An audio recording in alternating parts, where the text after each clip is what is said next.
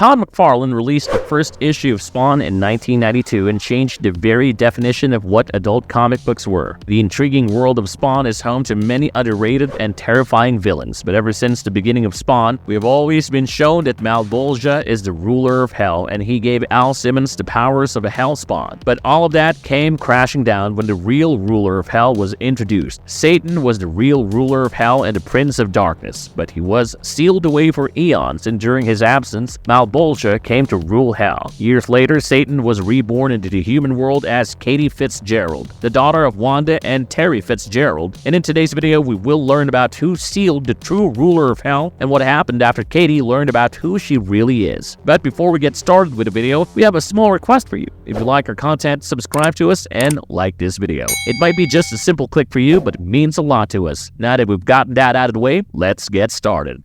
Daughter of Wanda, Katie Fitzgerald's secret identity as Satan. In the Spawn comics, Katie Fitzgerald is the daughter of Wanda and Terry Fitzgerald, but in reality, she is the reincarnation of Satan. She made her first appearance in Spawn issue number 101, where Wanda gave birth to her twins, Jake and Katie. Later, the twins grew up and started causing trouble, much like children of their age, but there was something wrong with their behavior, something ominous. One day, while playing outside, Jake poured paint inside a fish pond and teased Katie for a painting of a frog. When Wanda came outside, Katie told Wanda that Jake had poured paint inside a fish pond. Wanda was annoyed with this and asked Granny to take care of the twins because she had to run for a meeting. Jake was angry at Katie for snitching up on him, so he grabbed a pair of scissors. Then something really terrifying happened. He sneaked up on Katie and attacked her with the scissors, thrusting it inside her skull. This led to a gush of blood pouring out of her head, but surprisingly, Katie was standing straight and claimed that Jake would regret this later on. Since Granny was blind, she was unable to realize what just happened in front of her eyes. Later, Wanda got a call from the twins' teacher and went to meet the teacher. The teacher claimed that the twins were extremely advanced and creative for their age, but there was something wrong with them. She told Wanda that she had given the students a project to create a model of their favorite storybook characters, and the twins created models of two horrifying monsters fighting each other. Later, while the twins were watching news about the zombie attacks in Tennessee, Katie grabbed a baseball bat and sneaked up on Jake. She attacked Jake with a baseball bat and kept beating him until he was lying in a puddle of blood with his head smashed. Right around the same time, Wanda returned to the house and was shocked at what she just witnessed. Wanda took the bat away from Katie, and Katie also gave it back, claiming that she just wanted to teach a lesson to Jake. Wanda was truly horrified at the sight of her dead son and called the ambulance and also called her husband. But when she looked at the sight of her dead son, she saw that Jake was standing up and cleaning the blood along with Katie. Wanda had seen some bizarre stuff, but this was a complete nightmare. When the paramedics and Terry arrived, Jake's injuries have already healed, and the paramedics informed Terry that it was just a minor cut and nothing to be worried about. Terry scolds Wanda for overreacting, but Wanda knows what she saw. She asks Terry to believe her and take the twins to a doctor, and Terry reluctantly agrees. At the meeting with the doctor claims that the twins are all right and there is nothing out of the ordinary. Wanda was frustrated up to this point and recalled what the twins spelled when they were just 1 year old. They spelled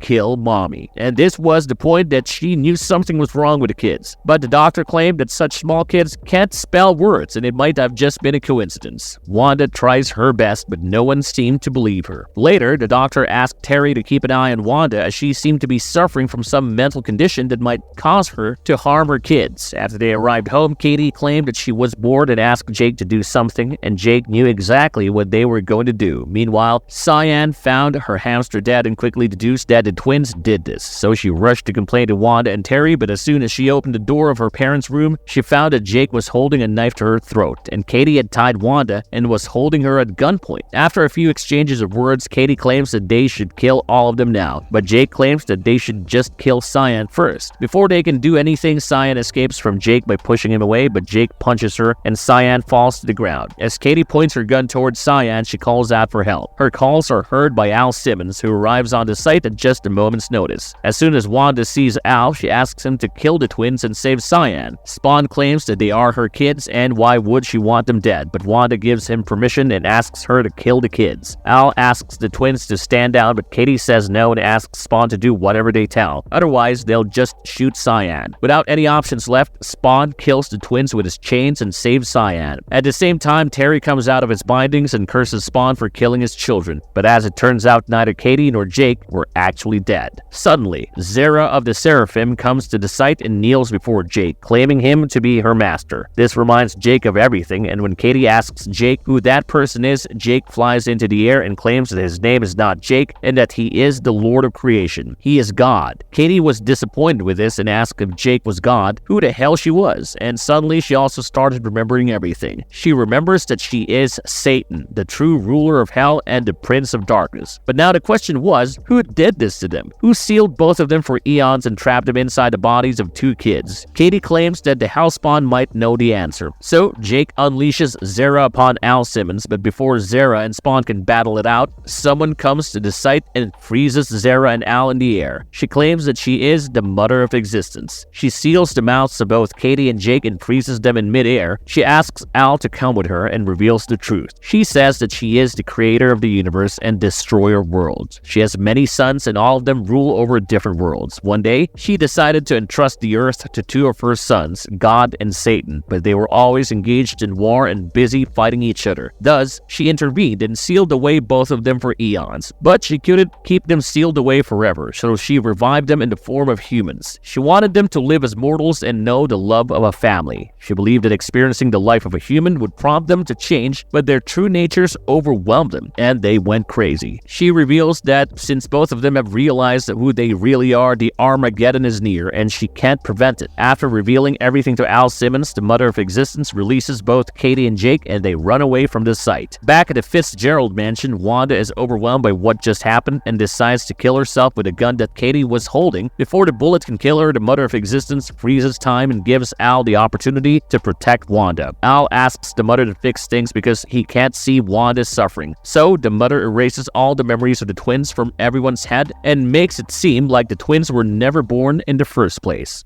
Actual form of Katie. How does the story end? After being released by the mother, Katie arrived in hell, which at the time was under the leadership of Mammon. She commands Thamus to finish Mammon, but the cunning Mammon knows how to get out of it. At the same time, Jake comes to Katie and reveals that he is coming with his army and will also release the 4 horsemen of the apocalypse upon the world. This made Katie realize that she needed an army of her own to combat Jake's army. Thus, Mammon makes a suggestion as to how to recruit people for her cause. This made Katie release Mammon and listen to his suggestion. Meanwhile, the mother of existence was using her powers to turn Spawn into a god. She made Al Simmons eat the fruit from the tree of life in the Garden of Eden, and Al Simmons woke up with the powers of a god. In the meantime, the battle between God and Satan had already started, and the earth was their playground. The 4 horsemen of the apocalypse were released, and life on earth came to an end. When Al Simmons arrived on earth, half of the earth had already been destroyed, so he uses his newfound powers to power through the armies of both God and Satan. Watching Spawn annihilating both of their armies, Jake and Katie came to a truce and ordered both of their armies to attack Al Simmons. With no option left, Al calls upon the power gifted to him by the mother of existence and destroys every living creature on earth. Realizing what he had done, Al started crying, but soon his cries turned into laughter. Spawn reveals that God and Satan plotted for thousands of years to bring the apocalypse, and he just ruined their years of planning in just one sweep. Katie was agitated and asked how did Spawn receive such powers. Right about then, the mother of existence arrives on the site and reveals that she was the one who gave Al Simmons the powers to rival both God and Satan. Upon Spawn's request, the mother turns Jake and Katie into their original selves. Once back to their real form, God and Satan use their powers to destroy Al Simmons, effectively ending all life on Earth. Watching the devastation they caused, the mother of existence leaves them to their fate, but instantly, God and Satan started fighting again, blaming each other for the destruction of the Earth. Meanwhile, it is revealed that Al was not dead and was with the mother. The mother gives Al the power to create the world as it is, and Al does the same. Spawn also uses his powers to close all the gates that connect the Earth to hell and heaven. As for God and Satan, the mother used her powers to trap them in the dead world they created until they were blinded by hate and thought that the human race had perished. In the end, Spawn asks the mother for one last favor, to strip him of the Hellspawn powers and turn him human again. Although the mother was reluctant, she did what Al Simmons asked her to do. Al returns to the new Earth, but this time not as Spawn, but as Al Simmons.